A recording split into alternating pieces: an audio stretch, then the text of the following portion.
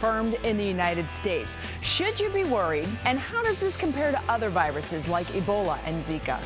And the Browns' disciplinary problems, they continue. Kareem Hunt pulled over with marijuana in his car. We'll tell you exactly why they pulled him over to begin with. Not only that, but there's a new food trend in Cleveland. We get a first look inside Ohio City Galley. Betsy, we actually do get to try the food, right? Only if it's good. Right. I'm down for whatever. I'm starving. And we're also going to have our Dr. Mythbuster in-house to help us stay on track with our New Year's resolutions. What's new starts now. And now, live from WKYC Studios, this is What's New with Betsy Kling and Jay Crawford. It's Friday, everybody.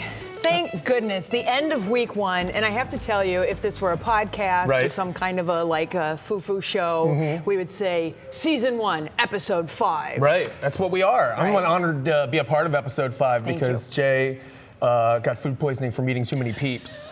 That's what I heard. He just threw Every them up. time somebody says something, he's made up a different thing. reason Once that Jay is not he here. got locked in a closet. He also just doesn't like his haircut, so he's not coming out. I'm just going to keep making up reasons Jay's not here throughout the show. Enjoy. Yeah.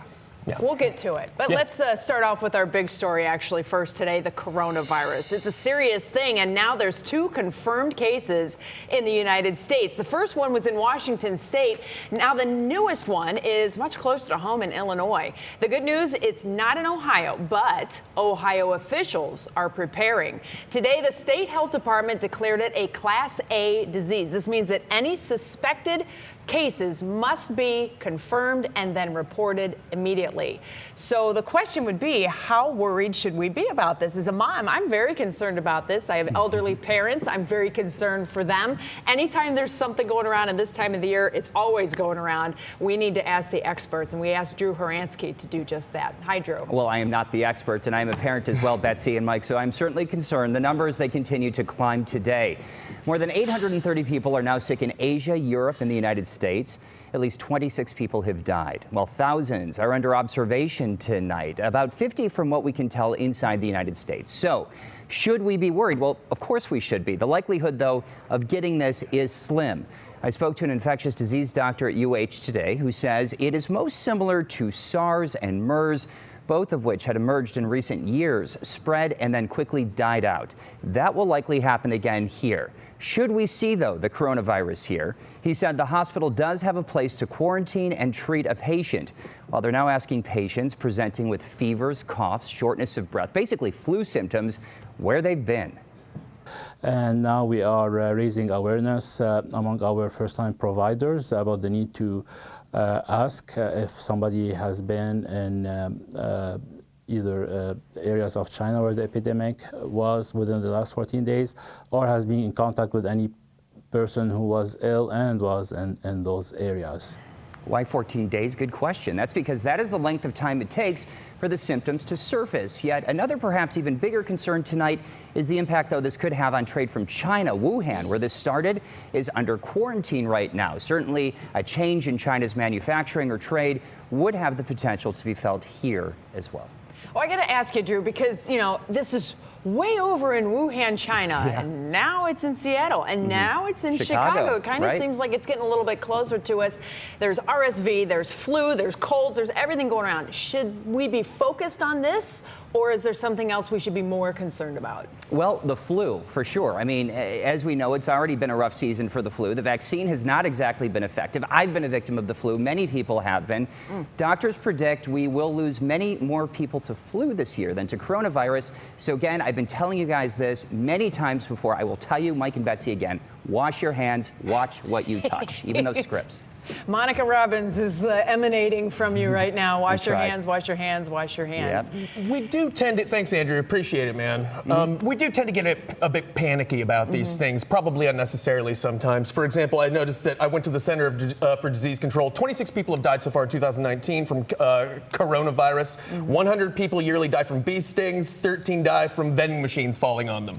So I'm saying let's not panic about these numbers until we actually start seeing something that's, but obviously, wash your your hands, folks. Wash your hands. Well, the Browns season's over, but the players keep on making headlines. Yesterday, Rocky River police pulled over Kareem Hunt for speeding. Isn't that great?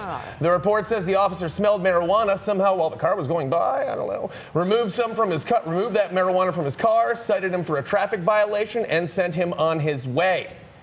Just last week, obviously, Odell Beckham, he got in trouble for smacking a security guy on the derriere. Yep, not good. So the question is this an overall discipline problem? And luckily, we have our good man Ben here to tell us. He's our resident expert on the Browns, and you can tell us, is there an overall discipline problem in Berea? And I already know the answer, but go ahead and talk anyways.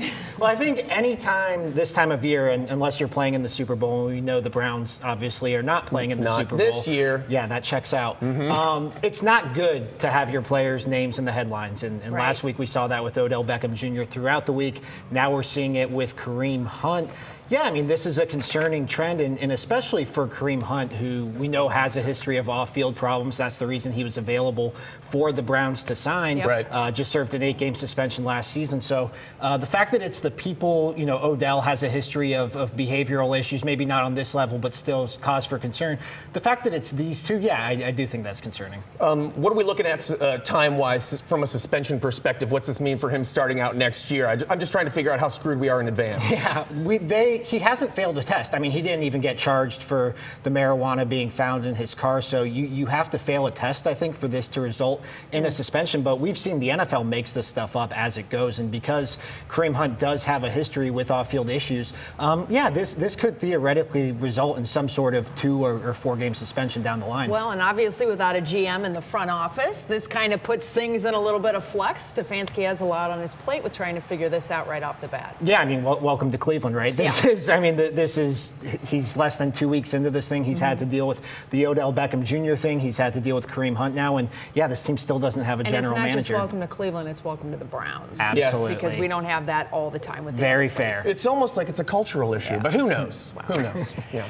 Thanks, We'll have it all figured out soon enough, the three of us. But first, we have to talk about intermittent fasting. Let's do it. Something you may not be thinking about, but it is causing an online feud. Yes, there is intermittent fasting drama, perhaps intermittently, between Mark Wahlberg and Dr. Oz. Oh, you hate to see two good friends like that go at it. Dr. Oz says on the Today Show that if you're not hungry when you wake up, don't eat. But it's not sitting well with Wahlberg.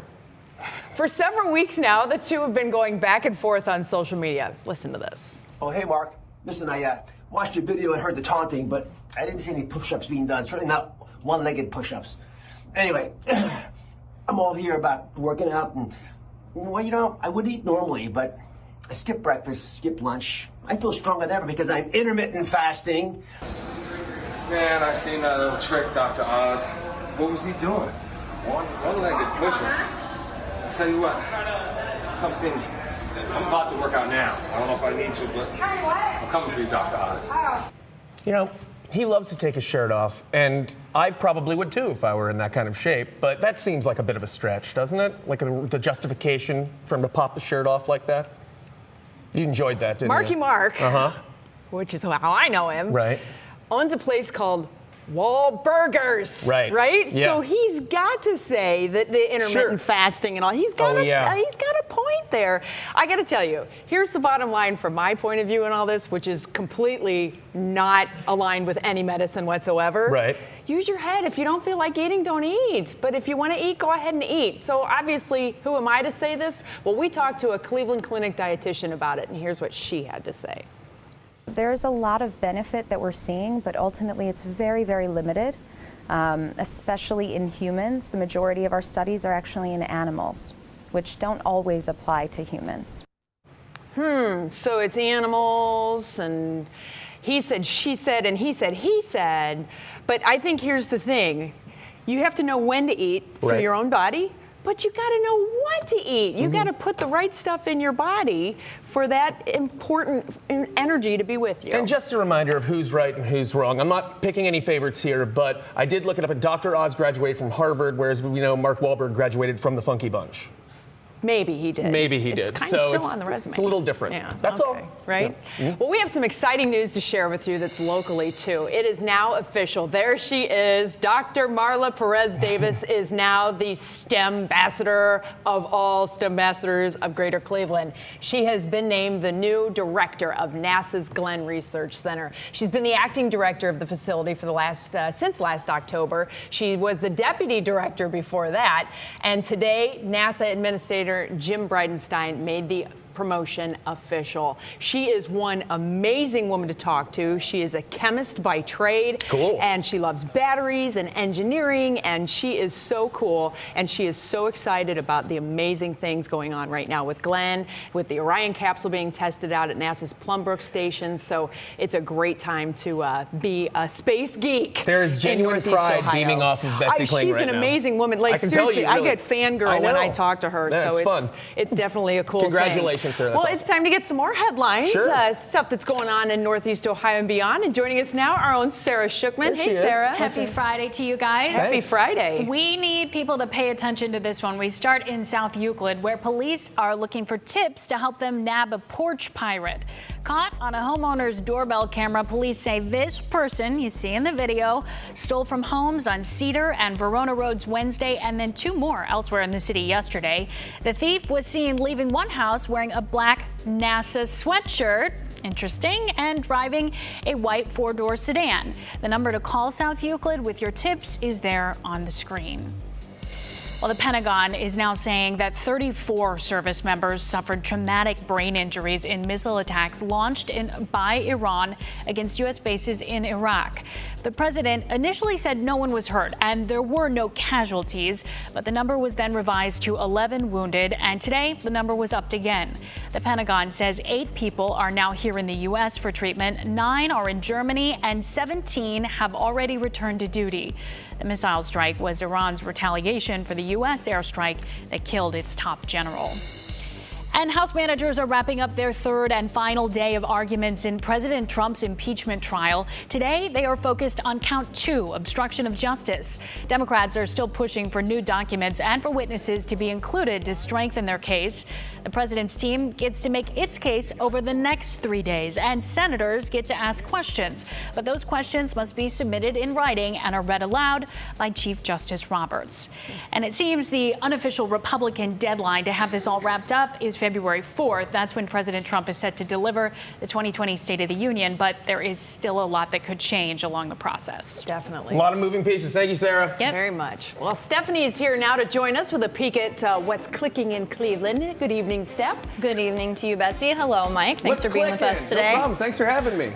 This is what we're doing. We are looking for the best list of the places you can take a snapshot with your loved one ahead of Valentine's Day. We got one sent in from Katie Jackson so far. That's Inside the Sea at Progressive Field, so we need you to keep those responses coming in. You can check our story on the app and the website for how you can send those to us. Also, what's clicking today, UFC heavyweight champion Stipe Miocic has a really funny story about how he got introduced to the sport. And that's coming up for you. Awesome. Thanks so much, Stephanie. And Michael, folks want to get home for the start of the weekend. How are things looking on the roads? Yeah, TGI Friday, and boy, it is wet from Cleveland down to Akron and Canton. Lots of rain is what we're seeing, not only right now, but throughout the evening. So right now, just know that those roadways are wet. You'll want to make sure that you take it easy. No incidents to report, so we're green and clean, which is the good news. Quick live look out the door at Interstate 71. Things right now looking good, but again, with the melting snow because of that rain, watch out for a couple of puddles on those roadways. We're back with more right after this.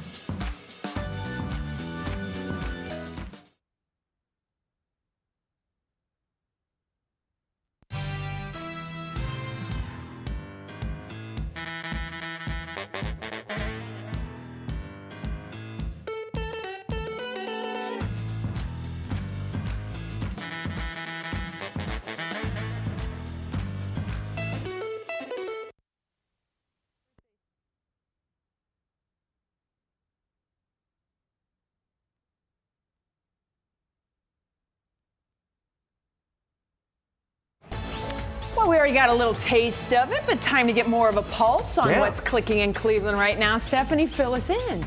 All right, this is something I think a lot of parents can probably relate to. Sometimes your kids just don't do what you want them to do, right? So it turns out UFC heavyweight champion Stipe Miocic's mom wanted a different life for her son that didn't include battling it out in an octagon. What? Shocker, right? What? So at the 20th Greater Cleveland Sports Awards, where he was honored with Professional Athlete of the Year award, here's what Stipe said happened when he first found out about UFC fighting. I never thought in my wildest dreams I'd get punched in the face for a living. You know, it's funny, I actually watched UFC, it was like 2 or 3 one time. I rented it at VHS at the store or whatever, the video store. I brought it in, my mom really never swore at me.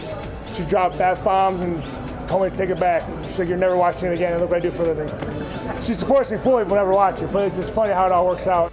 The baddest man on the planet holds the record for the most consecutive successful defenses of the UFC Heavyweight Championship, and he just took the title back in August from Daniel Cormier, who held it for just over a year after beating Stipe in July of 2018. And Stipe said he used regaining his title as a teaching moment for his little girl. It just showed my daughter, you know, like I lost the title, and I just want to show her that no matter what happens, you just stick to your guns and get back what's yours. And that's what I did. I want to show her that, you know, hard work pays off.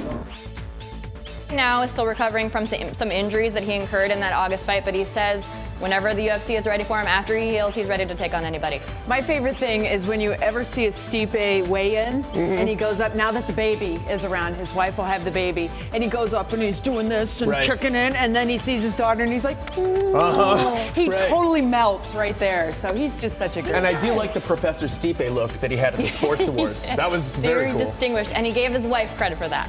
That's nice. Awesome. Thank well you, deserved. Beth. Appreciate it. Well, Michael Estime joins us now. It is Hey. Friday, thankfully.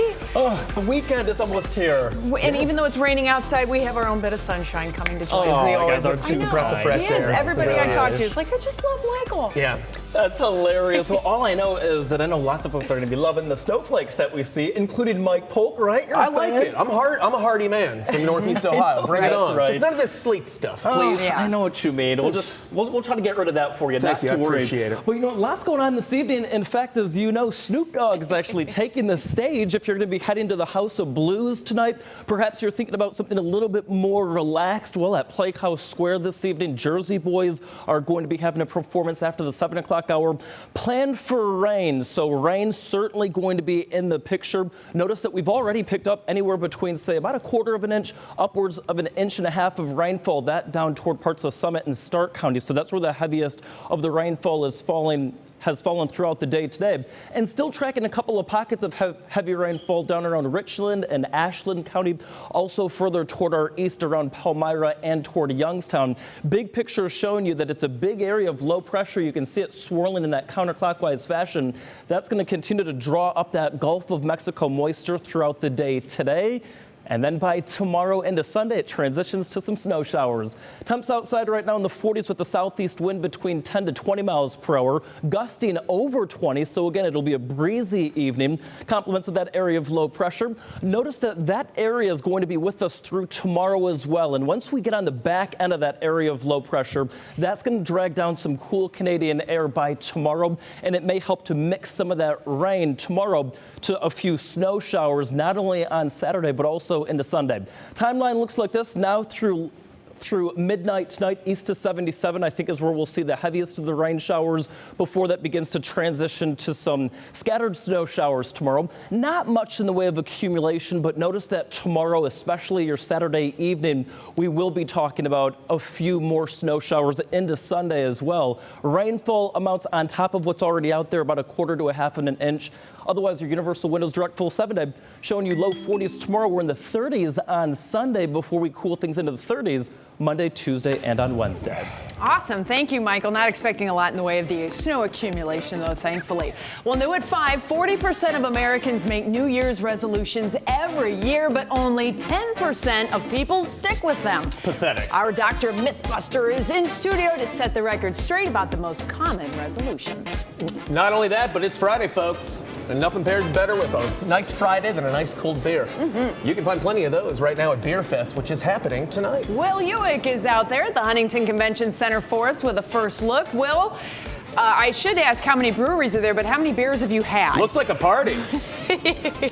I've not had one yet because I was saving it for you guys here, and I wanted to give you an idea of how this works. If you've not been here, 7th year, you come through, and your ticket gets you one of these little glasses with 25 sample tickets. So that means you can try 25 different. Now there's about 125 vendors that you can go to choose from. They all take the ticket. Everything from beer to, how about this? I don't know if you guys have heard of this. I haven't until a little bit ago. It's Kerrigan. This is actually a cocktail in a can. You hand them your ticket, and you get a cocktail in a can right here, or beer. And this is about 6% alcohol, so it's right in line with all the craft beers. So we'll get a little more in depth coming up in a little bit. Cheers. Cheers.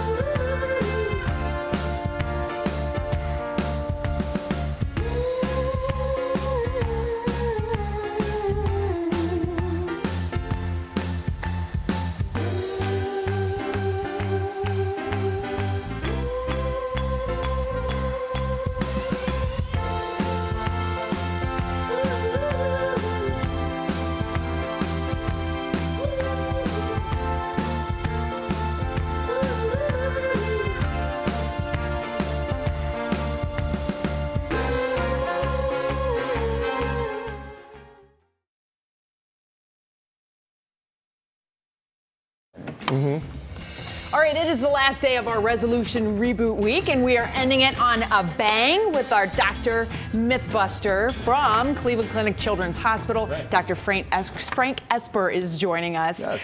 Dr. Mythbuster, by the way, is an amazing professional wrestling name. You should grab that while you can. Yeah. All right. Get so we're going to suplex mask through these Nice. Let's do it. Man, he is good. All right, so Okay. he's going to give us a statement, and we're going to guess fact or fiction. And then he's going to make sure we're correct. All right. All right. So it is important. 40% of Americans actually make resolutions, but the majority of people don't even make it through February with keeping the resolutions. And it's not really a New Year's resolution. It's more like a January resolution. Right. Okay. But I thought we would go through and set the record straight on some of the most common resolutions that we have. Cool. So, one of the most common resolutions is how to eat healthier. And so, fact or fiction, choosing foods that are gluten-free is actually healthier. I'm going to go Gluten-free with foods fiction. are healthier. I'm going to go with fiction, just because I don't like hearing those people talk. That's right, and it is fiction. Now, that is true that there are certain people who have gluten sensitivities. All right, they're sensitive to some of these proteins that are found in wheat and barley, and so that can, or you have celiac disease, that can be, those individuals do need to avoid gluten. But for everybody else, there is absolutely no benefit from choosing gluten-free foods. All right. All right, now certainly you want to round out your diet with all the whole grains and all the fruits and all the vegetables, and that's Shouldn't fine. just be gluten. But you don't have to eliminate gluten if 100%. you are not sensitive to it. Now, speaking of diets, all right, One of the things that we do is we talk about having a diet for our New Year's resolution, and if you are looking for the best overall diet to start with, is it the ketogenic diet? So is the ketogenic diet ranked as the best diet? Ooh, interesting. I will give you a hint. It is not intermittent fasting like Dr. Oz mentioned. Oh, I see. What do you think of the intermittent fasting? We're going to have to talk during the break. Not on the list. But is it ketogenic? Is ketogenic diet the best ranked overall diet? I am also going to, you know what, I'm going to go fact. Just for the heck of it. It is not. Darn it is there are a lot of diets out there, but they actually look, and the one thing the Cleveland Clinic actually recommends, as well as ranked by several national things like U.S. News and World Reports, they actually rank the Mediterranean diet as the most healthy diet. Not only with the Mediterranean diet, not only will you lose weight, but you will also prevent things like heart disease. You will prevent things like diabetes. It helps prevent high blood pressure and things like that. So you can lose weight as well as a lot of benefits. The reason is what you're doing is you're avoiding the red meats, you're avoiding these high sugars, but you are increasing the amount of healthy fats, the omega-3 fatty acids, looking at fish, looking at olive oil. Ketogenic diet is kind of an off-spin of the Atkins diet, where you're cutting out all the carbs and you're trying to burn fat. Now, not to say that it doesn't work, It but does it doesn't have a lot of the other benefits. But when you go off of it, look out. Like I said, if you want to try the ketogenic diet, when you're taking out all the carbs, it is best to talk to your doctor about that. There are certain individuals who can have problems by taking out all carbs in their diet. Last question. All right. We got time for one more, Doc. This is a big one. All right. Here we go. Physical activity only counts if you do it for prolonged periods of time. All right. Physical activity for health only counts if you do it for prolonged periods of time. Fact or fiction? I'm going to go ahead with fiction on this one. All right. You are sensing a trend here. It is fiction as well. All right. It is not. When you're talking about physical activity as well as when you're talking about diet, you're talking about playing the long game, guys. All right. So it's not that I'm doing a full hour of jumping jacks or running really, really hard. Right. If you do it in intermittent spurts of 10 minutes, that would be enough, so long as it comes to about 2.5 hours over a week. So that's only about 20 to 30 minutes a day. Think about taking brisk walks or during lunchtimes, or taking the stairs instead of the elevator. Things like that will actually add to a much more healthier and benefit from the physical activity. So overall, it's a marathon, not a sprint, is what you're saying, and I don't want to do either of those things. And you don't have to eat gluten-free. Yeah, and I can eat all the bread I want. Here we go. Thank you, Doc, and she won. So Congratulations. Dr. She likes Esther. that. Appreciate it, from Cleveland Clinic Children's. Thanks, Doc. Well, noon at 5, we are live at Beer Fest. We found fun for everyone, even those who don't want to drink. And T Swift, I got to say that, is back in the headlines. She opens up about her battle with her eating disorder. Not great news. I feel like I could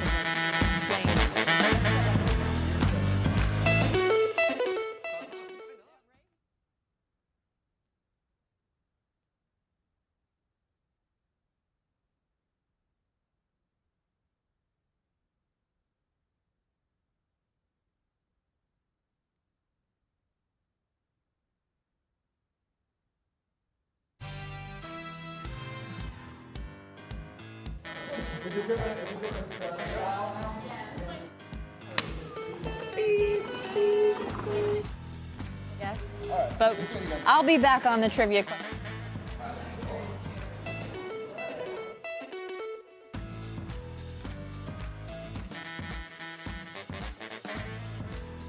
Hi, 1, 2, 3, 4, 5, 6, 7, 8, 9, 10.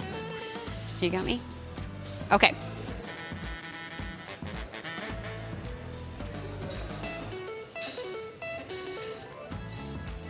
Okay. Okay. Okay. Sounds good. Hey, stranger. Good. How are you?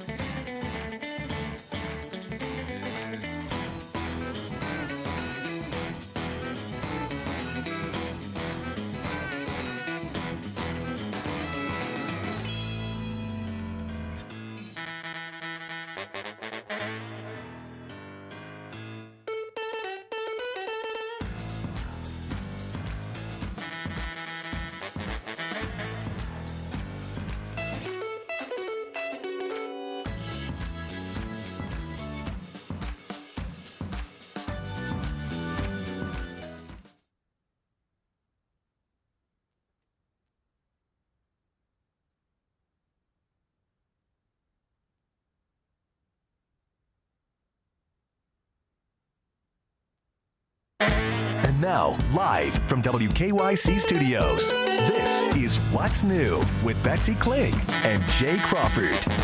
Happy Friday, everybody. It's a little warm on this side of the studio. A scorcher in here. So Mike is glistening. We're trying to cool him down. Filling in for Jake Crawford, who unfortunately fell and skinned his knee, and he cried like a little girl and won't come out of his dressing room. Don't listen to Mike now Right. on that stuff. In that We've got thing. more No, things he's for you to fine. listen He's to, fine. right? Yeah. We have some good stuff coming up for you in this next half hour. Should Super Bowl Sunday actually be Super Bowl Saturday? Sounds good. One online petition has more than 35,000 votes pushing to make it happen. Plus, Taylor Swift opens up about her eating disorder, and we are live at Beer Fest. Some of the top beers and fun activities are waiting for you folks.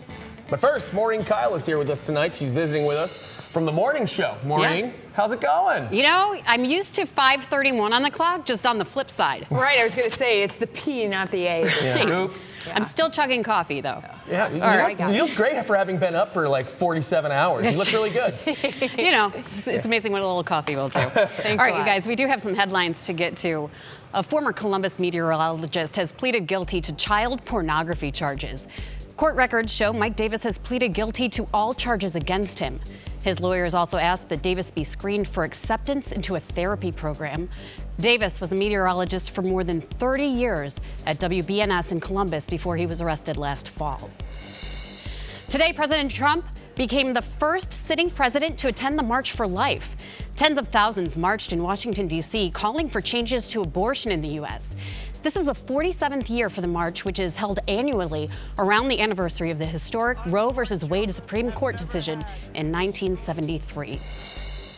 We now know that one of the Gap stores slated to shut down is the one inside Beechwood Place. Gap Brands announced 230 closures earlier this week, saying it would close stores that were considered underperforming. The Beechwood Gap will close Sunday and is the only store in Ohio shutting its doors. And it is a big night for one of our own here at 3 News. Monica Robbins will take the stage for the first time since brain surgery when she performs with her Ninja Cowboys tonight in Cam's Quarters. The band takes the stage at the Backstage Bar on Lorraine Avenue at 9 o'clock. And, you know, I get to see Monica every once in a while, but what a rock star to be back so soon and then also be taking the stage and singing. She just is incredible. No idea. She's incredible, number one, as you know, but the patience that she has shown to get to this point, if she could have, like 3 days after surgery, she would have been up on a stage. So she's like our own Ruth Bader Ginsburg here. She really is. You can't keep the woman down. It's good. We'll find out her middle name and it'll be like M whatever R. Right? Yeah, we'll get some t-shirts made. Yeah. MBR. It's bad. You know how we all said before. Right. Thank you, Maureen. Yeah. She's a good girl. Yeah. Well, it's time for our top talker. Super Bowl Saturday has a pretty nice ring to it. A 16-year-old boy from New York started a petition asking the NFL to change the biggest game of the year to a Saturday. We want to know if you agree or not. Weigh in at WKYC.com/vote now. In his petition, he said it would allow more people to watch, especially young fans who have to go to bed early. He also argues that people would go and the NFL would make more money. We can't verify if that's true, but he makes a pretty good point. Betsy, it has more than 30,000 signatures already. So don't you think American productivity, which this has been a thing about the day after Super Bowl, right? Monday, productivity in the toilet. But a Friday, a lot of people would take a Friday off on Friday. You take a Friday off, get ready for the Super Bowl, and then you have a day to recover and back at it. I don't know. I think it's too traditional. I think we're too locked in. I don't think we're going to be able to do it. And I think people have come. I think that Monday, hungover Monday, where no one gets anything done, has become a tradition within itself. And so I'd hate to see Americans robbed of that day of lethargy and laziness. Well, I'm sure there will be others. Yeah, you're right. I mean, it's not like we can't pick up the slack somewhere else or not pick it up as it goes, I guess. Well, CNN actually reported that Congress passed a law in 1961 that barred professional football games from being played on Fridays and Saturdays because of high school and college football. Kids hogging the good days. But here it is, February. No colleges or high schools are playing football. Do what you want to do. Yeah, I agree. I would like it, but I think there are too many traditionalists out there. I don't think it'll ever happen. Well, the Super Bowl is always something that everybody wants to know about, the halftime show, all the glitz and glam that goes around it. So we, of course, think of Hollywood and the pop break, which is where our beautiful Stephanie comes into play. Well, it's Friday, and nothing's better than a surprise on a Friday, right? And this is definitely a surprise. There are two very powerful women teaming up for something completely unexpected, and we are here for it. Here's your pop break. Cher famously said she doesn't need to marry a rich man because she is one, but it looks like she has partnered with a rich lady. The legendary singer and performer was spotted strutting the streets of Los Angeles with none other than Kim Kardashian West. The pair was dressed in all black with teased hair and cameras following. No word on what the project is yet, but we're excited. Taylor Swift is talking for the first time about her struggle with an eating disorder. I feel really good about not feeling muzzled anymore, and it was my own doing. The singer reveals in her new Netflix documentary, Miss Americana, that she would see herself in photos and think her tummy was too big, or hear that someone said she looked pregnant, so she stopped eating, which of course affected her live shows. Now Swift says she knows how to eat to have energy. Oh my God, I can feel it coming. No! And in a scandal that shocked the internet, bystanders uncovered the fact that Late Late Show host James Corden isn't actually always driving during carpool karaoke. Video shows Corden and Justin Bieber being pulled by a tow truck while recording Bieber's turn in the passenger seat. We reached out to Corden's people and they told us he only uses a rig during stunts, and otherwise he's really behind the wheel. The show's executive producer says the rig has only been used maybe 4 times in 50 or so carpools. Safety is key. We agree completely. That makes me happy. I'm actually kind of happy about that. We have he been does some lied crazy to. stuff. I am outraged. Of course personally. You are not alone. People were very upset Were they about really? this. There were some really great puns too, by the way. I think there's nothing better than a pun. Tear it up. They were calling it carpool karaoke. Carpool, yeah. Oh, I like it. That's not my bad. joke, but I really like a bad pun. How about water tailgate? No, that's not good. Wait, how about I'm done? No, okay. I've got nothing else. But anyways, don't sing and drive, people. Thank you so much, Stephanie. Thanks, Appreciate Steph. it. All right, we have more coming up now in our 5:30 half hour of What's New. It's a new style of dining that's here in Cleveland. We get a first look inside the newly renovated Ohio City Galley. And how's the weather looking over there, Michael? Yeah, Mike and Betsy, you know what? Not too shabby if you're a fan of rainfall. That's what we're tracking for you right now. Roadways look good for the most part. There is one traffic trouble spot. This is on I-90. If you're driving westbound, watch for that. Otherwise, I-71 southbound, right around the airport, some slowdowns there, 11 miles per hour. Around Akron, things looking great. If you're heading out to dinner, around Canton, looking good as well. We'll, of course, break down your full weekend forecast coming up right after this.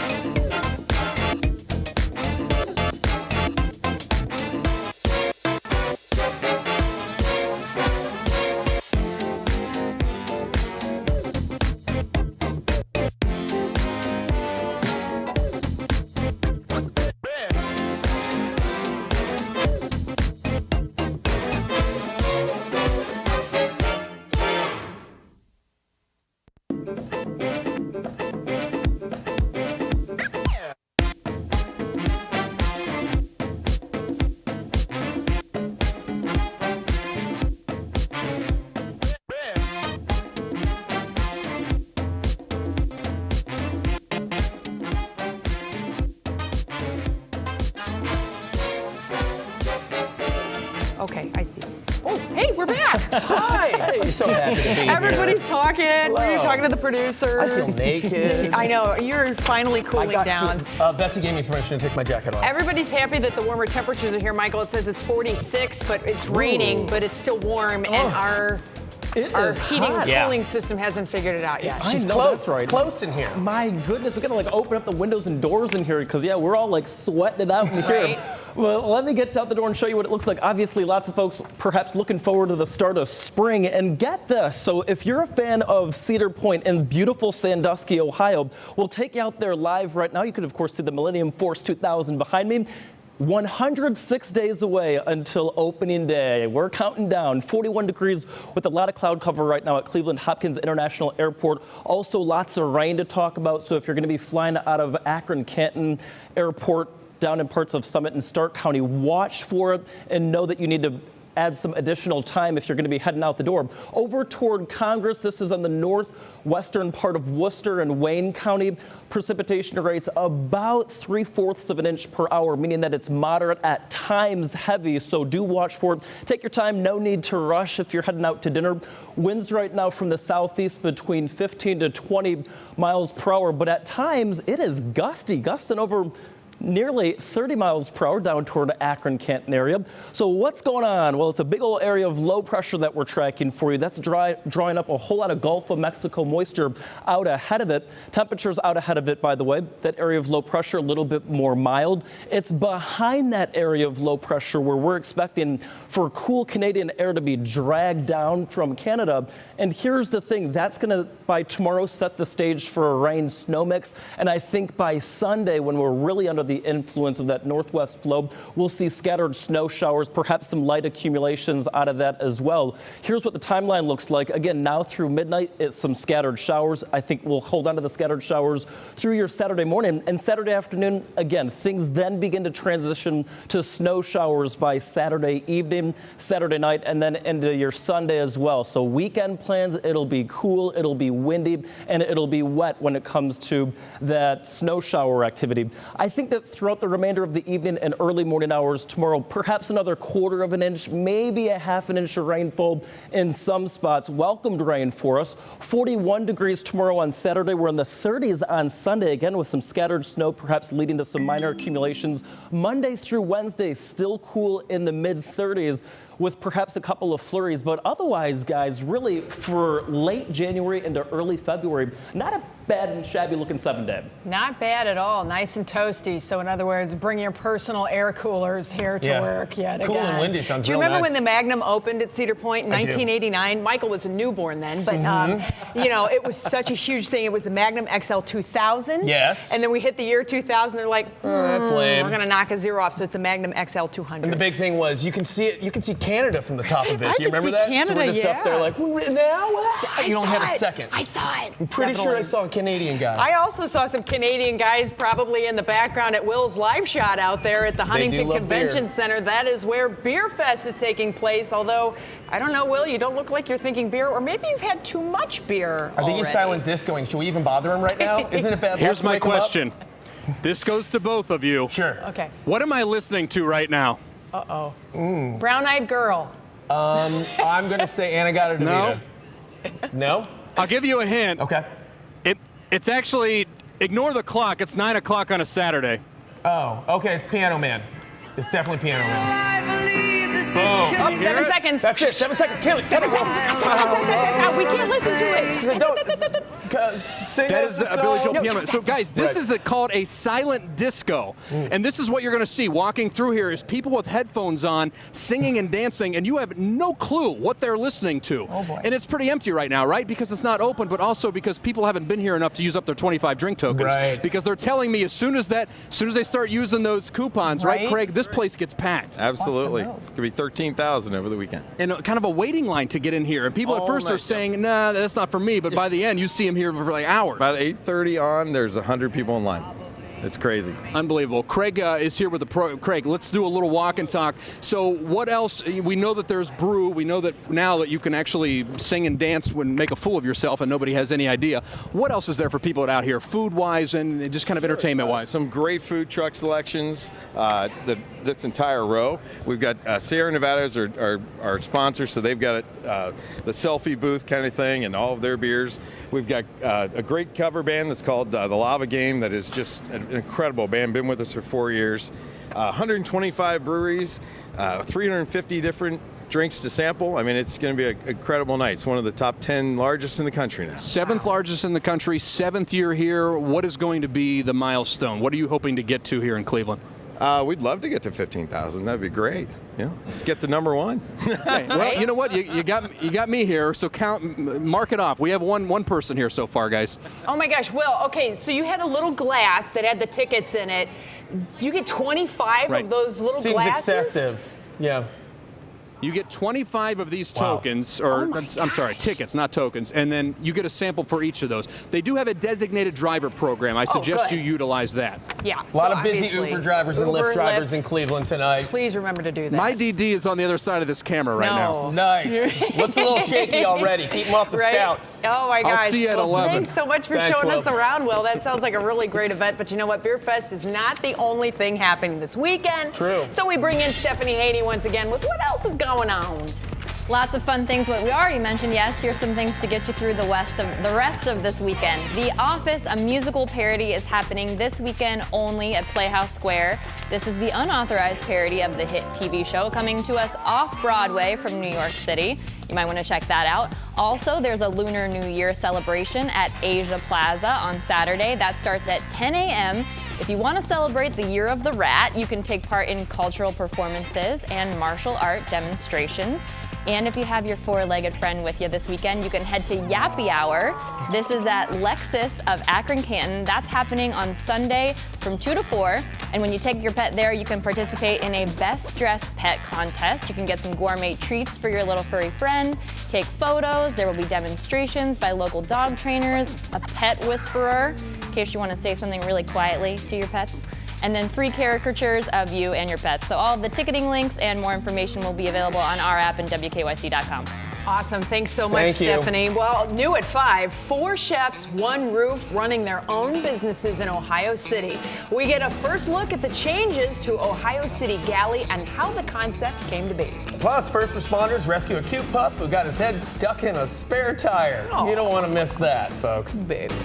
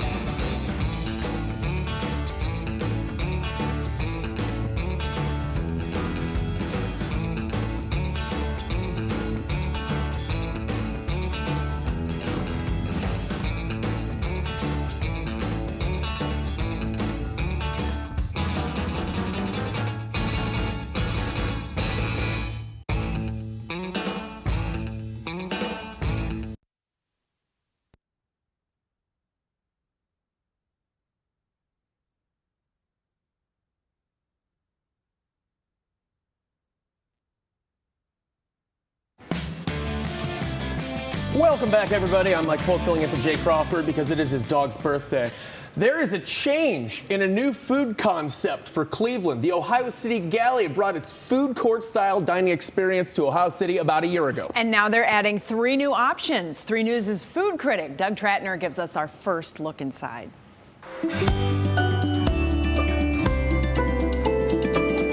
I'm here with Michelle, marketing manager of the Ohio City Galley in, obviously, Ohio City. We're here to talk about some of the changes. Hi, Michelle. Thanks for having us. Thanks for coming in. We're so excited that you're here. I love the concept. People often describe it as a food hall, and I don't think that gives it justice. It's a food hall, but also, and maybe more importantly, a food incubator. Yeah. You've got quite a few changes both to the space, the bar, and also the food to tell us about. We brought in a whole new color scheme. We also switched out our whole bar menu, so we've got brand new cocktails for everyone coming in. And in addition to that, we did move in some new kitchens too, so we've got a lot of new things going on. So Michelle, it smells great, it looks great. What do we have here? From our existing kitchen that you mentioned before, Sauce the City, we have 2 brand new menu items that they're starting to roll out for their next year with us. They have their cilantro buffalo chicken sandwich and then their brand new corn bowl. And then our 2 new kitchen concepts, Grains and Greens. We've got one of their salads, their taco salad. It's my go-to for lunch. And then one of their grain bowls as well, the barley and amaranth. Their restaurant makes a perfect fast casual lunch. Yeah. And then we've got a sandwich from Pie Squared, and you'll be making a pizza with them in a little bit. There's something here really for everyone's taste. And wash it down with a nice cocktail? Exactly.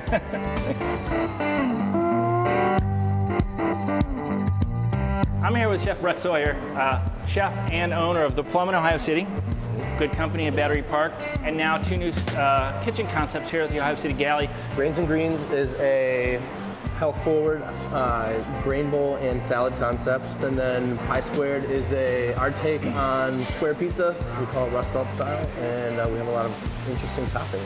You gonna show me how to make a pizza? Yeah, let's do it. You make your own dough, I imagine? We do make our own dough. It's a 24-hour fermentation. So is this easier or harder than the spinning and the tossing and the rolling?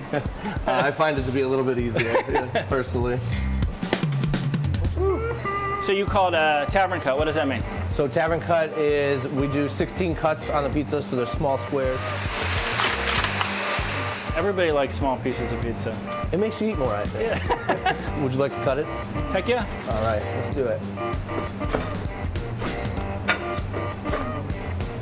There we go. Oh, nice. Look at that crust. Like a cracker on the bottom. That's the money shot. That cheese? Yeah. Yeah, buddy. Cheers. Cheers. And we have the man himself here in the studio, Doug Tratner, joining us. Now, that's a pretty cool concept going on over there. They just added a 4th chef in the galley. Yeah, so what they do is, the idea all along has been kind of it's a food court / incubator. So the idea is to bring folks in who aren't doing this same thing elsewhere. Mm-hmm. You know, a lot of these food halls in New York, which are super popular, they're just kind of satellites for an existing restaurant. These are all new concepts. Some of them work, some of them don't. But it's a great kind of low barrier way for them to try it out. And then they move on. Some move on to open new restaurants. But yeah, we've got 2 new spots in there. Pie Squared. Beautiful. Great pizza, and also Grains and Greens. These are from the guys who do Plum in Ohio City. Oh, yeah, I've been there. It's great. Good company in Battery Park. Yum. Cool. That's great. Is this Brussels sprouts on a pizza? Brussels sprouts, mortadella, pistachio, and brick cheese. He's calling it Rust Belt style, so it kind of borrows from Detroit, Sicilian. I'll bet you're a Get your Brussels sprouts this looks on. good to me. I'll bet you're a nightmare to get pizza with, though. Can you imagine being after pizza? Like, what toppings does everyone want? You're just like, eggplant. I say, the less the better. I think with pizza, tacos, it's the base that matters most. I think the dough matters most, and this is slow fermented, which really brings out some of the flavors. You get a little tang like you would with sourdough. Right. And it's airy, right? It's not like a belly bomb that you would get from some other Belly pizzas. bomb. We have lots of those in my house, so this is a nice break from all of that. Doesn't taste like cake. It's very good. Really cool. Thanks, Doug. Appreciate it. We'll wrap it up in just a moment. Super good.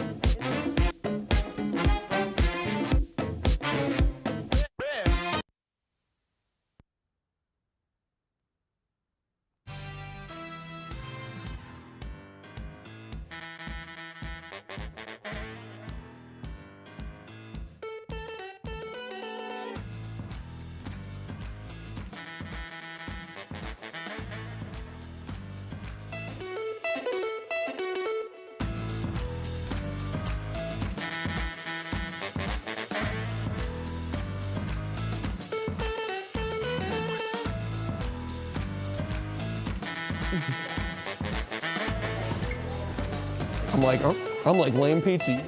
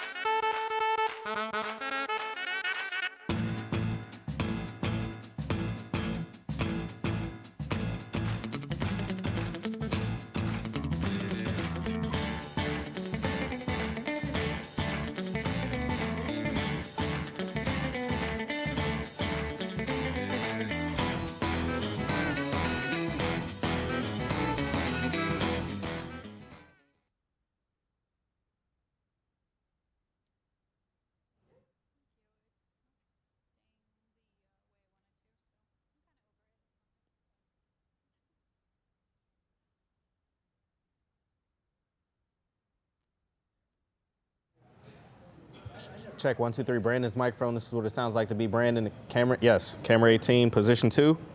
Gotcha.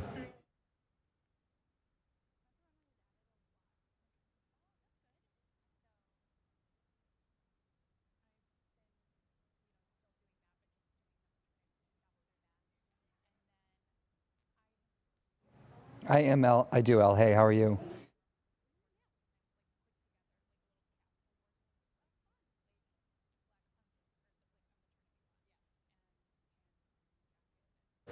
Well, let's revisit our question of the day. Stephanie, what are people saying about the Super Bowl moving to a Saturday? This is pretty shocking to me. So the votes say, yes, there are 4 people moving to the Saturday.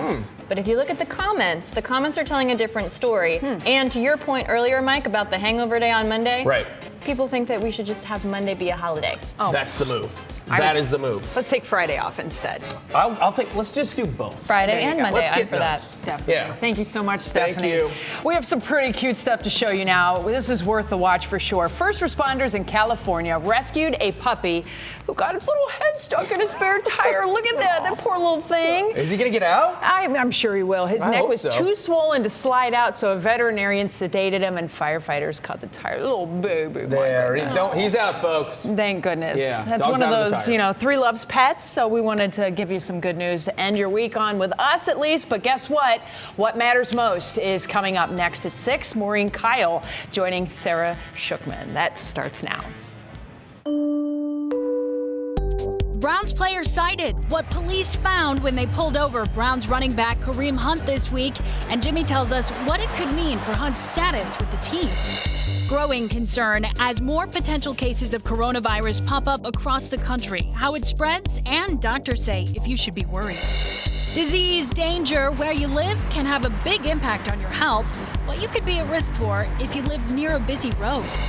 Well, here it is Friday evening, and there it is, the storm system that will be with us this weekend. We're talking rain and or snow. I'll have the latest in the forecast. From the WKYC studios, this is What Matters Most.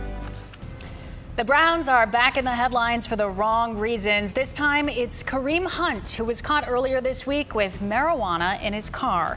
Thanks for joining us this Friday night. I'm Sarah Shookman. Russ is off tonight. And I'm Maureen Kyle. It happened during a traffic stop in Rocky River. And Brandon Simmons fills us in on the details in this incident and Hunt's missteps in the past. Rocky River police are known to sit on I-90, keeping an eye out for speeders. Tuesday was no different. According to a police incident report, it was just before 12:30 that afternoon when police pulled over Browns running back Kareem Hunt. The officer who stopped him reported the odor of marijuana coming from inside the car. Hunt was asked to sit in the police cruiser while police searched the car, finding small amounts of marijuana in a backpack in the back seat. Police seized the marijuana as evidence and cited Hunt for speeding before letting him go on his way, the entire stop lasting just 45 minutes. This isn't Hunt's first run-in with law enforcement, the most notable being an incident at the 9 in downtown Cleveland. In February 2018, police were called after a young woman reported being assaulted by Hunt. Her interaction with police recorded on police body cameras. Kareem, his name? Okay, please. I just met him today, the person who assaulted me. While the investigation into the assault went nowhere, the NFL came down hard on Hunt with disciplinary action, suspending him for the first half of the 2019 season. Hunt didn't make his debut in the Browns jersey until November 10th when he returned. While it appears there will be no legal action against Hunt for the marijuana possession, there's still a possibility the NFL will have something to say about it. Now, we've requested video of the traffic stop from police, but haven't received it yet. Again, Hunt was only cited for speeding, Sarah. But we've seen that precedent before. All right. Thanks, Brandon. Sure. And when this happens, there's one person we want to turn to, and that is the voice of the Browns, Jim Donovan, who's here now. I wish we were talking about something different. When you Yeah, come to the voice of the absolutely. Browns, yeah. Kareem Hunt, I want to say this, is really fooling with fire right now, okay? Because this keeps happening, and whether or not it was his marijuana or not, that's really not the issue. The issue is that these off-the-field problems with Kareem Hunt keep popping up. And you would have thought that after the initial incident at the 9 and being kicked off the Kansas City Chiefs and effectively kicked out of the NFL and then taking a steep suspension, you would think that that would wash everything away and you would turn yourself around. But remember, there was an incident outside a bar last June, which he said was just a misunderstanding, and now this incident. So there are two problems here. Number one, there's a Browns problem. What are the Browns going to do about this? And number two, is the NFL going to stick their nose into this because of his past? Now, here's the problem he has with the NFL. If he is in the substance abuse program, this could be viewed as a violation, which would be another violation on his record, which would probably mean suspension. I'm not saying that's going to happen, but that is a possibility, and I don't know for sure if he is in the substance abuse program, but some signs would indicate that that would happen. It is a Browns problem, though, that they have dictated to him that they were really going to make sure that he stayed on the straight and narrow. He has no trouble on the football field being a great player. His problems come when he leaves the football field. And, of course, right now in the offseason, he's not on the football field. But imagine the new head coach, Kevin Stefanski, in 1 week, he's had to deal with Odell Beckham Jr. doing all that stuff down at the LSU game, and now Kareem Hunt. Yeah. Tough. Welcome to the Browns. Exactly. Yeah. Here we go. All right. Thanks, Jimmy. We'll talk to you soon. Well, the coronavirus cases continued to climb today. More than 830 people are now sick in Asia, Europe, and the U.S. Thousands more are under observation. So, should we be worried? Andrew Horansky explains. Tonight, the city in China, believed to be ground zero for the mysterious coronavirus, is sealed off. Outbound trains and planes canceled, while infections have been confirmed in at least 9 countries, including the U.S., where there's a case in Seattle and now Chicago, involving a woman in her 60s who returned from Wuhan last week. This is a single travel-associated case, not a local emergency. The health risk to the general public from novel coronavirus remains low at this time. Still, airports are stepping up their screening, targeting passengers who have fevers, coughs, or shortness of breath for a virus similar to SARS and MERS, which emerged in the past few years, spread, then died out. UH physician Ellie Sadi isn't worried about a mass outbreak. It will kill much less people than the flu, probably. While there may be a reason for concern over imports. And goods that we use in this country, including our medicines, medical equipment, etc., come every day from China. If something shuts down manufacturing or transportation with China, we have a real risk of running out of these very important products. Tonight, as many as 50 cases are being investigated in the U.S. as the CDC rushes to get rapid test kits to local health departments. Symptoms of the virus can look a lot like flu. So local hospitals are now asking sick patients where they've been because symptoms can take up to 14 days to present.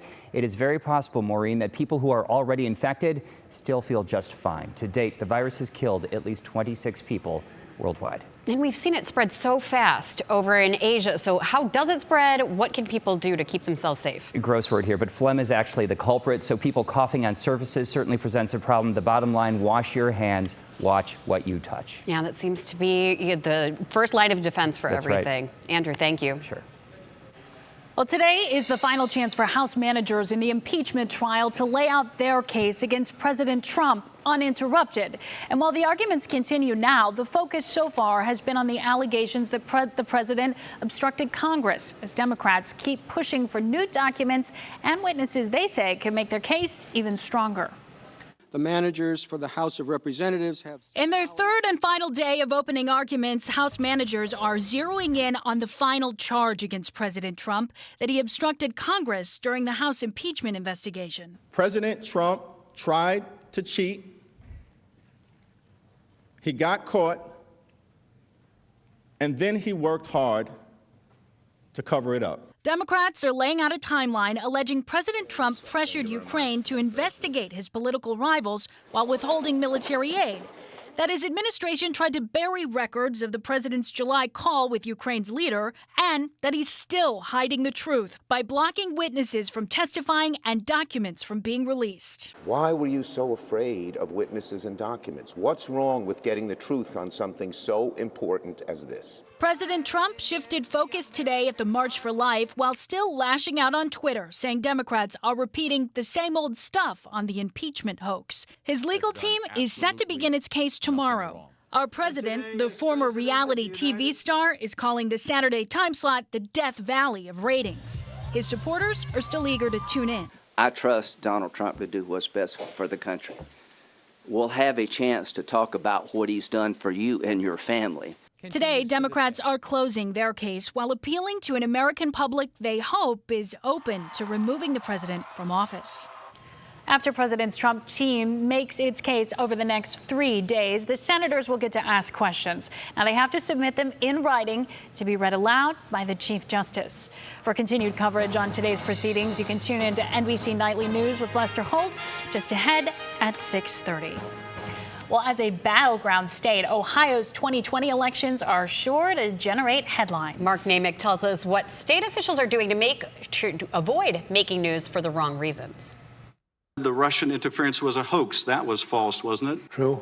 Russian interference, rigged elections, unsecured voting machines. Fears around the upcoming 2020 election and beyond. This week, Ohio appointed its first cybersecurity chief dedicated to preventing potential voting-related problems. Sean McAfee, his formal title, Chief Information Security Officer. He comes from the Department of Homeland Security, where he worked on domestic and international security issues, also a native of Northeast Ohio. The job, created by a new law backed by Secretary of State Frank LaRose, who was responsible for smooth elections and now McAfee's work. He's excited to join this team and to take on this mission of helping us safeguard elections, not only in the Secretary of State's office, but in all 88 county boards of elections. The new chief will oversee cybersecurity at the county elections offices, which rely on a range of voting technology and remain the front line against abuse. While there's little evidence of widespread voter fraud in Ohio, concerns remain high about hacking. More real, errors on Ohio's voter registration lists, discovered recently as the state dumped voters it mistakenly identified as inactive. Yet plenty of issues await the new chief. The Secretary of State's office told me this afternoon that McAfee's job is all about cyber defense, so he's not dealing with voter registration issues. You know, and everybody wants their vote to count, especially I think this election is so crucial. So what's new on that front? Well, there's a group out there that's trying to change the state constitution that would make it mandatory, automatic when you register to vote or register to drive, that you'll have a registration done. But the state has not acted on bills similar to that. It always seems to be a controversy. 2020 is not going to be any different. Yeah, there's going to be a lot of eyes on it. Mark, thank you so much. Thank you. Well, some health news now. A new study says how closely you live to a busy road can have major health implications. Here's what they found. Researchers studied 678,000 adults who lived in Vancouver from the mid to late 1990s. Those who lived near a major road or highway had an increased risk of developing neurological conditions. We're talking dementia, Parkinson's, Alzheimer's, and multiple sclerosis. Scientists think that exposure to air pollution from traffic has something to do with it. Well, staying warm, but at a price. Space heaters can really help in these chilly winter months. We are going to review which ones are best coming up next. Betsy, will we need them? That's the big question. I'm going to tell you what, it's about 770 degrees here in the studio right now. Warm. Because our building doesn't quite understand that the outside temperature fluctuates, so the heater is on full blast no matter what. There's a look at the storm system. You can see how all the rain that is moving into Ohio is coming from the south, so that's bringing the warmer temperatures with it, but not for long.